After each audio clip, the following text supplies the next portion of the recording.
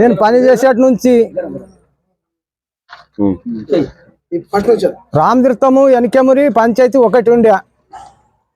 అప్పుడు ఆ రెండు ఊళ్ళు ఒక్కటి పంచాయతీ ఒక్కటి ఉన్న సంది ఎనకెమురిలో 3 సర్పంచుల పోయారు నేను పని చేసేటి నుంచి. దాని తర్వాత మా ఊరికి నాగప్ప సర్పంచ్ అయ్యిండు. దాని తర్వాత నాగప్ప అయినాక సంజీవ్ రెడ్డి సర్పంచ్. దాని తర్వాత శరణప్ప టీఆర్ఎస్ నుంచి గెలిచి నాకు తీసేసిండు. ఇప్పుడు మా సర్పంచ్ సాబ్ వచ్చిండు, మాకు తీసుకున్నాడు. వాళ్ళ హుక్మత్ ఉండే, వాళ్ళ పార్టీ ఉండే, వాళ్ళ పార్టీ దిక్కల కక్షతో బీకేసారు నాకు. నేను ఏమన్నా 1 కిలోమీటర్ దూరం పోయి బండి మీద సైకిల్ మీద పోయి దాన్ని వాళ్ళు కుల్లో చేస్తుంటే, మరో ఊళ్ళో ట్యాంక్ నింపుతుంటే, ముందు దానికో ట్యాంక్ కింద ముందు ఒక బావి ఉండే, కింద మోటార్ చాలు చేయాలా. మోటార్ కాలిపోతే నారాయణ ఖేడ్కు పోయి నింపుకొని రావాలా, స్టేటర్ పోతే నారాయణ ఖేడ్ పోయి నింపుకొని రావాలా, పన్నీర్తో పెట్టి అంత కష్టపడ్డ పుణ్య నాకు. ఇప్పుడు ఏదో ఒక 2 రూపాయలు జీతం అయిందని కక్షతో నాకు తీసేసారు. పుణ్య నాకు పని చేసేటప్పుడు ఎవడు అడ్డం రాలేదు. 6 సర్పంచులు పోయారు నేను పని చేసేటి నుంచి. నేను బి గరీబేడు ఉన్నానే పని చేసుకుంటూ వచ్చిన. మా ఊరు మంది కూడా స్టాఫ్ రాసిన కాగితాలు కూడా ఉన్నాయి మా ఇంట్లో. ఇంకా అప్పుడు నేను వల్ల నాతో కాదంటే నీకు తప్ప పోలేరు, జీతం వచ్చినా నాకే పెడతాం, నీకే పెడతాం, నీకే పెడతాం అంటే ఆశతో వీడి దాకా చేసుకుంటూ వచ్చిన. నేను బి గరీబేడు ఉండే పని చేసిన. నేను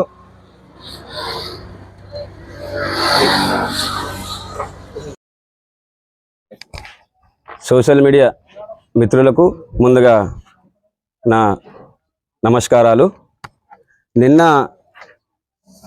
బీఆర్ఎస్ నాయకులు రామ్తీర్థ్ విలేజ్ పైన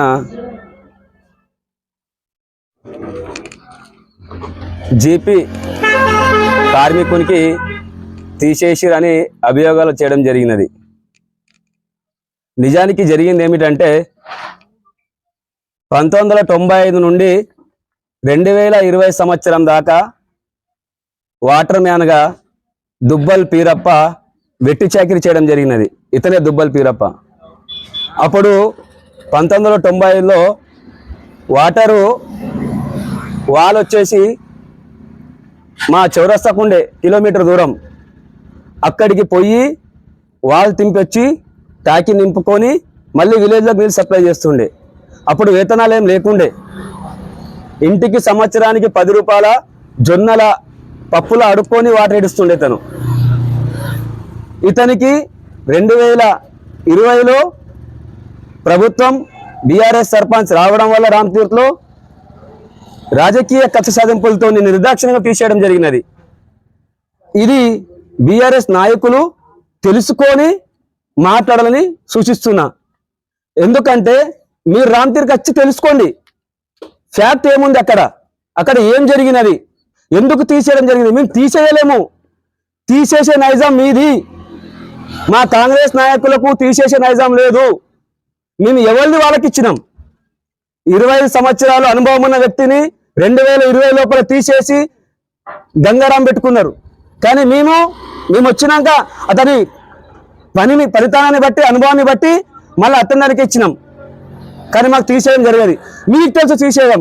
నేను చెప్తున్నా, ఇప్పుడు కంటి విలేజ్ మండల ఆఫీస్ ఎంపీడీ ఆఫీస్ లోపల ఈజీఎస్ సీపర్ అండ్ అటెండర్ అయినటువంటి శివ తండ్రి పేరు నరసప్ప. అతనికి 2020 సంవత్సరం లోపల ఎంపీపీ అండ్ సర్పంచ్ ప్రభుత్వం మారంగానే రాజకీయ కక్ష సాధింపుతో తీసేయడం జరిగినది. ఎటువంటి కారణాలు లేకుండా తీసేయడం జరిగింది. శివకు అతని ప్లస్ లోపల ప్రకాష్ కు పెట్టుకోవడం జరిగింది. అతడు ప్రకాష్ అనే వ్యక్తి బీఆర్ఎస్ కాబట్టి ఈ రోజు ఈ స్థానిక సంస్థ ఎలక్షన్ లోపల వాళ్ళ భార్య మెంబర్ గా గెలిచింది. అతను ఈ రోజు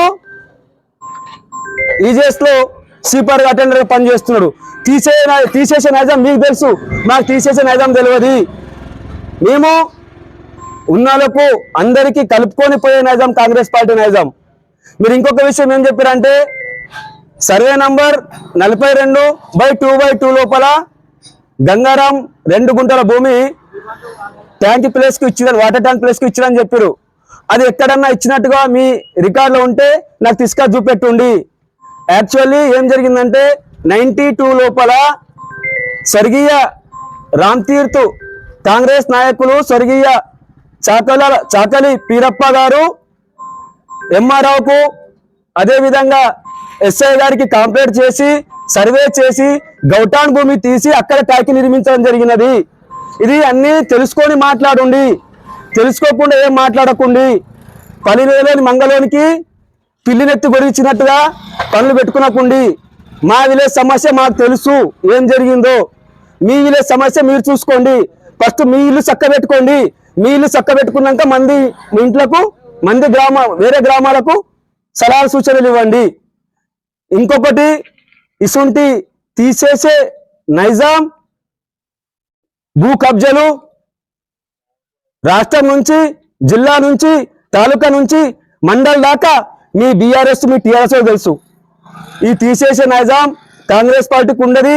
బడుగు బలైన వర్గాలకు ఆశాజ్యోతి కాంగ్రెస్ పార్టీ.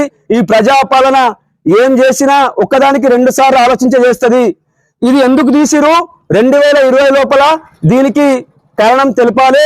అదే విధంగా 2020 లోపల committee MPD office, EGS office లోపల అటెండర్ గా ఉన్న శివకు ఎందుకు తీసిరో వీటికి కారణాలు చూపండి ముందు అని ఈ బీఆర్ఎస్ నాయకులకు నేను సూచన చేస్తున్నా.